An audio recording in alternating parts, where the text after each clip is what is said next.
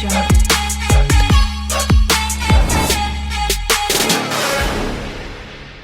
Hi friends, have you? నేను మీ రవీంద్ర. మీరు చూస్తున్నారు యానిమల్ కేర్ 365. ఈరోజు మన టాపిక్ ఏంటంటే వ్యాక్సినేషన్ మరియు డీవార్మింగ్ షెడ్యూల్. చాలామంది కామెంట్స్లో అలాగే మన వాట్సాప్ గ్రూప్లో కానీ గ్రూప్లో అడిగారు. So vaccination and deworming schedule ఎలా ఉంటుంది? షీప్ అండ్ గోట్ గురించి మాత్రమే మనం ఈరోజు డిస్కస్ చేస్తున్నాము. క్యాటిల్స్, అది బర్రెలు, గేదెల గురించి, ఆవులు, మిగతా పిగ్స్ ఇలాంటి గురించి తర్వాత ఆహ్, మాట్లాడుకుందాం. సో ఈరోజు వీడియో వచ్చేసి vaccination and deworming schedule in sheeps and goats. Okay. అంటే మన వ్యాక్సినేషన్స్ అలాగే డీవార్మింగ్ ఎలా చేయాలి? ఏ సీజన్స్‌లో ఏ వ్యాక్సినేషన్స్ అలాగే డీవార్మింగు ఎలా ఎలా చేయాలి? ప్రాసెస్ ఏంటి అసలు? డీవార్మింగ్ ప్రాసెస్ ఏంటి? చాలామంది రైతులు మెడికల్ షాప్‌కి వెళ్తారు. ఏదో తీసుకొస్తారు, ఇచ్చేస్తారు. డీవార్మింగ్ అంటే ఏదైనా డీవార్మింగ్ అనుకుని ఇచ్చేస్తారు. సో, అది కరెక్ట్ కాదు. మనం మార్కెట్‌లో ఏదైతే దొరుకుతుందో, ఈ సీజన్‌లో ఇదెయ్యాలి అని తీసుకొచ్చి ఏయడం కంటే, దాన్ని కొంచెం పరిశీలించి వేసుకోవడం కరెక్ట్ అయిన పద్ధతి. సో, నేను ఫస్టు ఇది ఏప్రిల్. సో, ఏప్రిల్ స్టార్ట్ చేస్తాననమాట. ఏప్రిల్‌లో ఏ యాక్చువల్‌గా చెప్పాలంటే ఉగాది సంవత్సరం అంటాము గదా! ఉగాది వస్తుంది కాబట్టి ఫస్టు ఇప్పుడు నేను చెప్పేది గొర్రెలకు, మేకలకు మాత్రమే. పొట్టేళ్ళు పిల్లలు పెంచుతుంటారు గదా! బరువు పెరగడానికి వాటికి డిఫరెంట్ షెడ్యూల్ ఉంది. అది నీకు తర్వాత వీడియోస్‌లో మీకు అందిస్తాను. సో, ఇప్పుడు మనం మాట్లాడుకుంది ఓన్లీ గొర్రెలు, మేకలు డీవార్మింగ్ షెడ్యూల్. ఓకేనా. ఫస్ట్ ఏప్రిల్ మంత్‌లో మనము అంటే ఈ నెలలో మనం డీవార్మింగ్ అనేది చేసుకోవాలి ఫస్ట్. షీప్స్‌కి, గోట్స్‌కి, గొర్రెలకు, మేకలకు డీవార్మింగ్ అనేది చేసుకోవచ్చు. ఎలా చేసుకోవాలి? చాలా మందికి డౌట్స్ ఉంటది. మార్కెట్‌కెళ్తారు, వెటర్నరీ షాప్‌కెళ్తారు, పారెడు మందు కావాలంటారు, పెరుగు మందు కావాలంటారు, తీసుకొస్తారు, ఇచ్చేస్తుంటారు రెగ్యులర్‌గా. అంతకు మించి పెద్దగా రైతులు ఆలోచించరు. వెటర్నరీ డాక్టర్స్ ఏవైతే వెటర్నరీ మెడికల్ షాప్‌లు ఏవైతే దొరుకుతుంటాయో వాటిని తీసుకొచ్చి వాళ్ళు సజెస్ట్ చేస్తే అవి వాడుతుంటారు. కానీ యాక్చువల్‌గా ప్రాసెస్ ఏందంటే మనము మనం ఎప్పుడైతే లిటర్ వస్తుంది గదా! గొర్రెలు గానీ, మేకలు గానీ ఎర్లీ మార్నింగు లిటర్ వస్తుంది. అవి మోషన్ కూర్చుంటాయి కాబట్టి లిటర్ వస్తుంది గదా! వాటిని కలెక్ట్ చేసుకోవాలనమాట. దొడ్డి మొత్తంలో ఏదైతే ఫామ్ ఉందో వస్తుంది గదా! వాటిని కలెక్ట్ చేసుకోవాలనమాట. దొడ్డి మొత్తంలో ఏదైతే ఫామ్ ఉందో ఫామ్ మొత్తంలో అక్కడ కొన్ని శాంపిల్స్ తీసుకొని, శాంపిల్స్ ఎలా కలెక్ట్ చేయాలంటే మనకి అక్కడక్కడ కొవ్వు పదార్థాలుగా, అదే మోషన్‌లో పెట్టికలు అంటాం గదా! పెట్టికలలో కొవ్వు పదార్థాల్లాగా పురుగులు పడుతుంటాయి. చాలా రకాల పురుగులుంటాయి. వార్మ్స్. సో, వాటిని కలెక్ట్ చేయాలనమాట.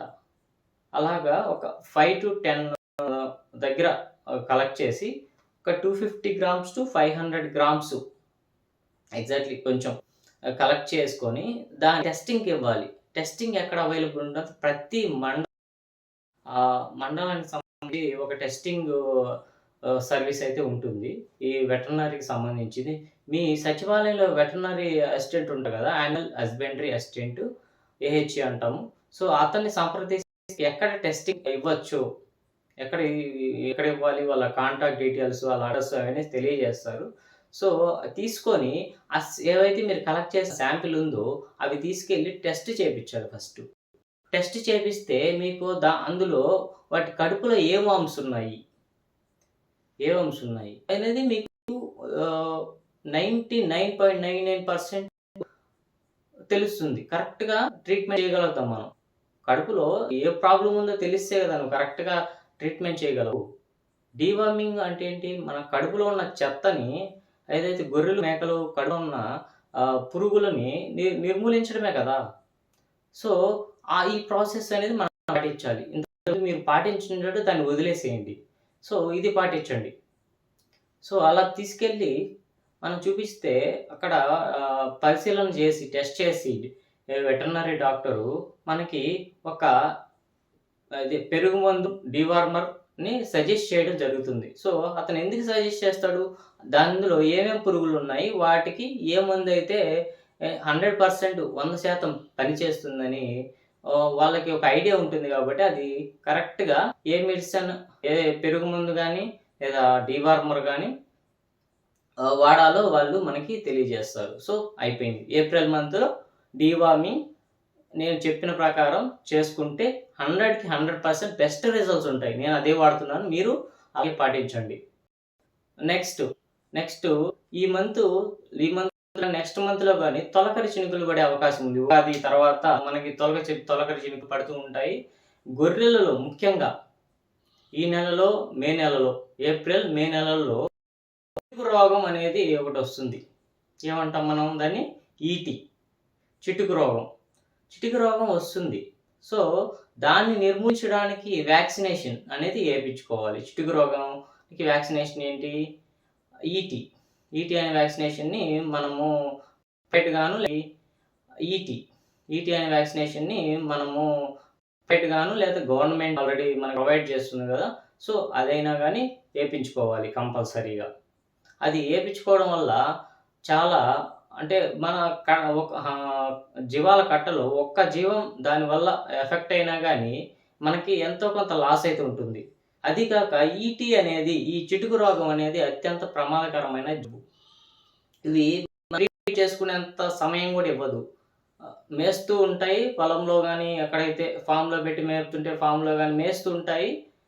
నిమిషాలు గూడా ఉండదు. 40-60 సెకండ్స్‌లో అది పొట్ట ఉబ్బి ఎగిరిపడి చనిపోవడం జరుగుతుంది. హార్ట్ అటాక్ అంటాం. హార్ట్ అటాక్ లాగా అది ఎలా ఫార్మ్ అయితుందంటే కడుపులో వార్మ్స్ ఎక్కువయ్యి గ్యాస్ ఫార్మ్ అయిపోయి హెవీగా గ్యాస్ ఫార్మ్ అయ్యి అది హార్ట్‌కి అటాక్ చేస్తుంది. సో, హార్ట్‌కి అటాక్ చేసినప్పుడు అలా ఎగిరిపడి చనిపోవడం జరుగుతుంది. చాలా ప్రమాదకరమైనది ఈ ఈటి చిటుకు రోగం. సో, దానికి మనం మే నెల స్టార్టింగ్ వారంలో, ఫస్ట్ వారంలో వ్యాక్సినేషన్ అనేది చేపించుకోవాలి. జూలైలో డీవార్మింగ్ చేసి సేమ్ ఏదైతే మనం ఫస్ట్‌లో మాట్లాడుకున్నామో అదే ప్రాసెస్ 100% రిజల్ట్స్ కాబట్టి అదే ప్రాసెస్. వేరే ప్రాసెస్సే లేదు. సో, ఇప్పుడుండే సిట్యుయేషన్ బట్టి ఏ వార్మ్స్ ఎప్పుడైనా వస్తున్నాయి. వర్షాలు సకాలంగా పడట్లేదు. ఎండాకాలంలో వర్షాలు పడుతున్నాయి. శీతాకాలంలో వర్షాలు పడుతున్నాయి. వర్షాకాలంలో వర్షాలు లేవు.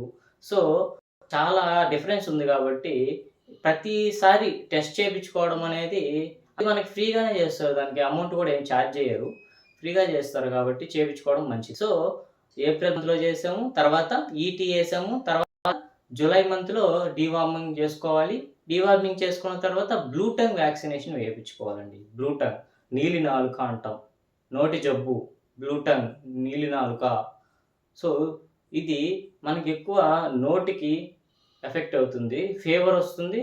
ప్లస్ నోరు బాగా ఎఫెక్ట్ అయిపోయి నోట్లో నుంచి సొంగ, ద్రావణం లాంటిది కారుతూ తినడానికి ఆ నోరు సహకరించకపోవడం వల్ల ఒంట్లో ఫీవర్ ఉంటుంది. అలాగే నోరు సహకరించకపోవడం వల్ల చాలా డ్యామేజ్ అయితే జరుగుతుంది.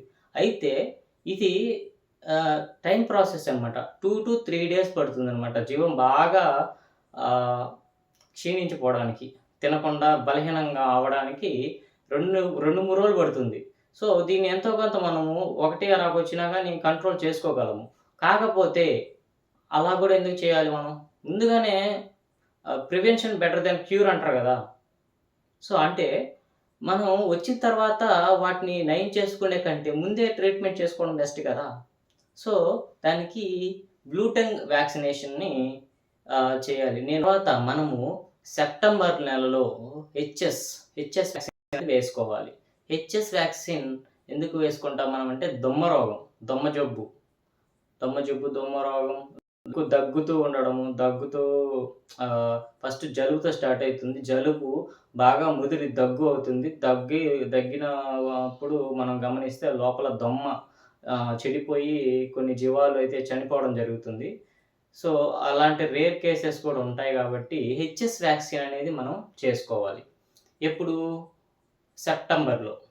సెప్టెంబర్‌లో హెచ్ఎస్ వ్యాక్సిన్ చేసుకున్నట్లయితే మనకి తర్వాత వర్షాకాలం స్టార్ట్ అవుతుంది గదా! తర్వాత అప్పుడు ఎలాంటి భయపడాల్సిన అవసరం లేకుండా ముందుగానే ప్రివెన్షన్‌గా మనము హెచ్ఎస్ వ్యాక్సిన్‌ని వేసుకున్నాము. కంప్లీట్ అయిపోయింది. తర్వాత నవంబర్‌లో మళ్ళీ డీవార్మింగ్ చేసుకోవాలి సేమ్ ప్రాసెస్. మళ్ళీ డీవార్మింగ్ చేసుకోండి నవంబర్‌లో.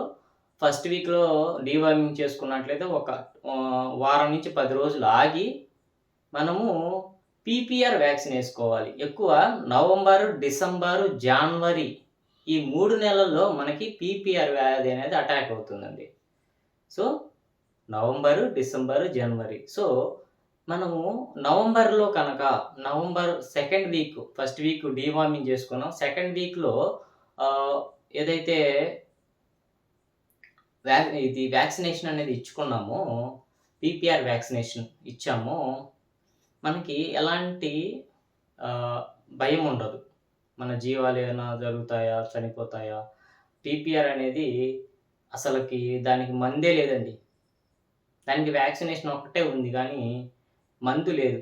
దాన్ని ప్రివెన్షన్ చేసుకోవడానికి వల్ల గాదు. అది అయ్యే పనే కాదు. సో, ప్రివెన్షనే మనం చేయాల్సింది. సో, మనం పీపీఆర్ వ్యాక్సిను నవంబర్‌లో డీవార్మింగ్ ఫస్ట్ చేసి తర్వాత పీపీఆర్ వ్యాక్సిను వేసుకుంటాము. సో, కంప్లీట్ అయిపోయింది. పీపీఆర్‌తో కంప్లీట్ అయిపోయింది. నెక్స్ట్ మళ్ళీ ఏప్రిల్‌లో మళ్ళీ డీవార్మింగ్ మధ్యలో గ్యాప్ 4 మంత్స్ వస్తుంది. మళ్ళీ డీవార్మర్ సేమ్ ఇదే షెడ్యూలు కంటిన్యూ అవుతూ ఉండాలి. ఒక 10 డేస్ అటు ఇటు అయినా గానీ పెద్దగా ఏమీ ప్రాబ్లమ్ లేదు. అప్పుడప్పుడు గమనించాల్సిందేందంటే బొబ్బ రోగం అని వస్తుంది. అది కూడా ఈ సీజన్‌లో వచ్చేదే. సో, బొబ్బ రోగం మీ ఏరియాలో గాని ఉన్నట్లయితే బొబ్బ రోగం వ్యాక్సినేషన్ కూడా ఇచ్చుకోవాలి. మాకైతే మా ఏరియాలో నేను దాదాపు ఒక 15 సంవత్సరాల నుంచి మా నాన్న నేను ఈ ఫీల్డ్‌లో ఉన్నా గానీ, మా ఏరియాలో అయితే బొబ్బ రోగం అనేది రాలేదు. కొన్ని ఏరియాలో వస్తుంది. సో, ఎవరికైతే వస్తుందో, ఎవరికైతే ఆ వ్యాధి పోయిన 3 సంవత్సరాలలో ఇప్పుడు 2024 అనుకోండి, 23, 22, 21, 20 అలా పోయిన 3, 4 సంవత్సరాల్లో వచ్చుంటుందో, మీకట్లో కాకపోవచ్చు, మీ చుట్టుపక్కల ఊర్లలో 50 కిలోమీటర్ రేడియస్‌లో 50 కిలోమీటర్ల దూరంలో వచ్చినా గానీ, అది గాలి ద్వారా మన దగ్గరికి వచ్చే అవకాశం ఉందండి. సో, బొబ్బ రోగం ఎక్కడైనా చుట్టుపక్కల ఉన్నట్లయితే మీ కట్టలో వ్యాక్సిన్ ఏయించుకోండి. టీటీ వ్యాక్సిన్ అంటాం దాన్ని. బొబ్బ రోగానికి షీప్ పాక్స్, గోట్ పాక్స్ అంటాం. షీప్ పాక్స్ అంటే గొర్రెల్లో వచ్చే బొబ్బ రోగం. గోట్ పాక్స్ అంటే మేకలలో వచ్చే బొబ్బ రోగం అనమాట. సో, దీన్ని వేయించుకోవాలి. సో, ఇలాంటి మరిన్ని ఇంట్రెస్టింగ్ వీడియోస్ కోసం మన ఛానల్ సబ్స్క్రైబ్ చేసుకోండి. ఇక్కడ లైక్ బటన్ ప్రెస్ చేసి కామెంట్ బాక్స్‌లో ఈ వీడియో మీకెలా అనిపించింది? ఇది ఓకేనా? ఇంకా ఎక్కువ ఇన్ఫర్మేషన్ కావాలా? ఇంకేమన్నా డౌట్స్ ఉన్నాయా? ఈ సెషన్‌లో ఏమన్నా డౌట్స్ ఉన్నాయా? ఇలాంటివన్నీ నాకు కామెంట్ రూపంలో తెలియజేయండి. అలాగే మీ సపోర్ట్ అండ్ సహకారము నాకు చాలా అవసరం ఉంది. సో, అందరూ ఎవరైతే మీ ఫ్రెండ్స్ అండ్ ఫ్యామిలీలో రైతులుంటారో, ఎవరైతే పాడి పరిశ్రమల వైపు గానీ, లేదా ఇలా గొర్రెల పెంపకం వైపు గానీ, కోళ్ళ పెంపకం వైపు గానీ మక్కువగా ఉంటారో, వాళ్ళకి ఈ వీడియోని షేర్ చేసి నాకు ప్రత్యక్షంగా సహాయం చేసిన వారవుతారు. ఇంతటితో సమాప్తం. జై హింద్. హరే కృష్ణ.